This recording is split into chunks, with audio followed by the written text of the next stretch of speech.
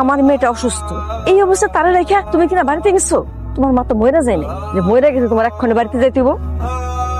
শোনো, আমি যা বলি তুমি তাই করো। তুমি এক্ষণে ঢাকায় বাবার মেয়ের কাছে, তোমার মার কাছে তোমার থাকতে হইব না। যা বলতেছি তুমি তাই শোনো। জি, খোঁজ খবর দিতেছে মারিয়া। কি কইরা রাখছে চুলটা? হ্যাঁ, আমার কাছে জানো ভালো না, পাইছো এক সৌরভ ডাক্তার। এই কোন ডাক্তার ফার্মেসি খুলে বইছে, আসলে ওষুধ দেয়। আমি কালকে গেলাম আমার ঢাকা যাবো, একদম চেক আপ টেক আপ যা আছে বড় ডাক্তার আমি দেখে দিচ্ছি। আরে এমন কিছু হয় নাই, ভালো হয়ে যাবো আমি। আরে ওই তুই ঢাকা যাওয়ার কথা কস, আমার ঢাকা যেতে ভালো লাগে না। আমি ওইখানে গেলে আরো অসুস্থ আম্মা হয়ে যাবো। 2টা দিন থাকো, 2 দিন চেক আপটা করাও, ডাক্তারটা দেখাও, তারপর আসো। আসসালামাইকুম। ওয়ালাইকুম সালাম।